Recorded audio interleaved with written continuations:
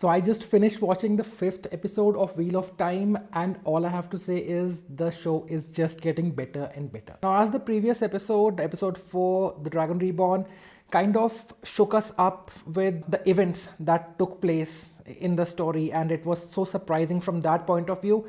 This episode surprised me with the kind of emotions it made me feel. When I started watching the show, I was very excited, but I did have a very strong idea for how the show is going to turn out and what the show will have to serve. But this episode completely surprised me in terms of the kind of emotions it made me feel, because I never expected that this show will have the potential and the kind of strength to make me feel the strong emotions that I felt towards the end of this very episode, episode number 5. This episode deals with the idea of grief, and I'll get to it in just a bit. Looking at the events as they happened chronologically on screen, let me take them up one by one. The first thing that landed well with me when I was watching the show was when Moiraine tells Nynaeve that she's not going to be the same person and things are going to be very different.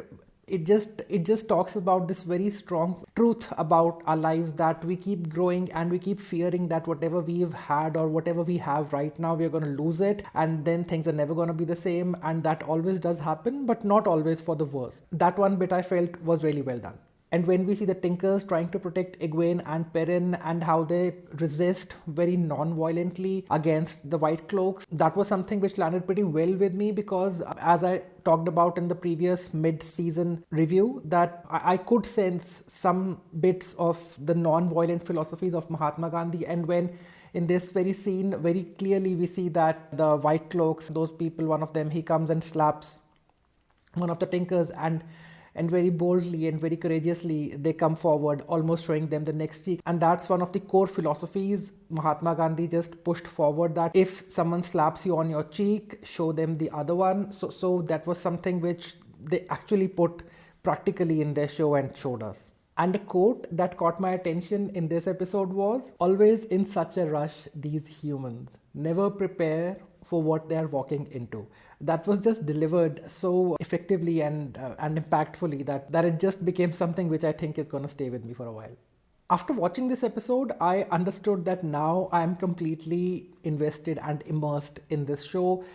It was around episode 4 when I understood that yes, now the show has started to work for me, and now some of the characters have grown on me, and I do kind of care for what happens with them. And I have a feeling that it's going to be so for a lot of other people as well. Also, I read somewhere that they're planning to recast Matt, and honestly, I'm not really happy to hear that, because Matt was one of the first characters for whom I started caring. This episode kind of dwelled on the impacts of one of the deaths that happened in the previous episode, and it was very moving to see, two figures of authority being shaken up so much by this one loss, and the weakness was shown very clearly on the screen. There was a bit when Lan comes and just kneels next to Moiraine, and it's a completely silent scene. There are no dialogues exchanged, but we can see how weak Lan is feeling right then, and how much of a pain he is in. And since those two do share a bond because of which they can feel each other's emotions, that was something that was interesting for me to watch, because two figures of power and authority were shown, you can say, completely naked with their insecurities, weaknesses and pain. Now, we do understand that they're also human and they do experience these feelings and emotions, but somehow, since they have been shown so strong all through the series till now, it kind of builds your sympathy for them. Another very interesting thing which I noticed in the show was, when you meet someone and you're not really paying attention because you're not going to be in touch with that person much, or that person doesn't really interest you, you tend to address them with certain pronouns like sir or ma'am or anything like that. And at that very time, actually what you are doing is you're not paying them attention, you're not giving them the respect as an individual that every human being actually deserves. There's this one scene between Egwene and Walden, and when Egwene just addresses him as sir, and then he makes it a point that she addresses her by his name, pushing the idea that you are disrespecting me and I will not take this disrespect. I will make sure that you will address me by my name, and I will not allow you to throw this disrespect on me. And then there's a moment of silence, and Egwene then addresses him by his name. So that was something which I thought was very nicely done with all the nuances right there in place.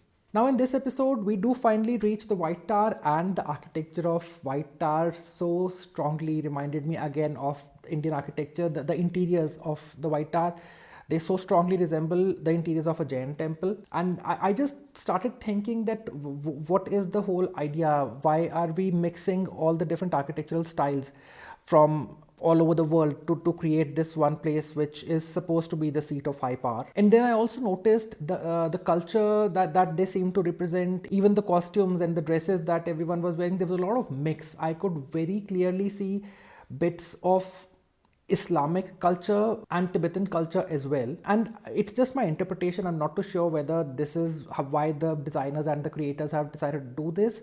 But I just felt that they're trying to create this one place where all the people from different cultures have come together, and they've given much respect to each other's culture, and it's a place of coexistence, and they all exist peacefully there in total harmony, using each one's strength to the maximum capability. So it's kind of like the ultimate utopia that one can imagine. So probably that's the reason why they have decided to mix all the cultures and try to express it in every which way they possibly can, whether it is artistically or architecturally or costume design or everything. Even the music that plays in the background at times, you can understand the kind of instruments they are using, and that's a huge, very good mix of so many different instruments from all over the world. The funeral scene towards the end of the episode is very well done, and it's very powerful. I didn't expect it to be like that, and I was all teary-eyed when the episode ended. This show is capable of delivering a whole range of emotions, and that was something quite overwhelming to experience. I'm repeating myself, this episode touched the idea of grief like I had not expected it to.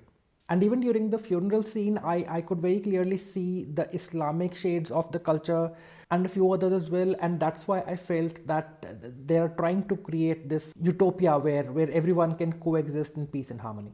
So episode 5 done, and this show is kind of delivering more than I thought that it was promising, but I'm so happy to watch it. I also prepared this mid-season review, which I mentioned you about, which is there on my channel. You can go and watch that as well. It's a deep dive into all the things that I have noticed in the show and how I have interpreted them or how I felt about them. So you can go check it out. I have a feeling you're going to like it. The show has surpassed the point up till which I have read this book. So now I have given up the idea of racing and reading the book before each episode drops. I'm just gonna enjoy the episodes and pick up the book after the series ends. Alright guys, that's it for today. And how did you like this episode? What do you think? And did you check out the X-ray features? I'm still to check out if they've put any new X-ray features with this episode. I'll just go and see that probably now. And how did you like this episode? What are your thoughts? Any observations which I missed, which you would like to share with me? You are most welcome. I will be chatting with you in the comments. So feel free to drop or share any ideas. And until next time, keep watching, keep reading, stay healthy, stay safe. Cheers.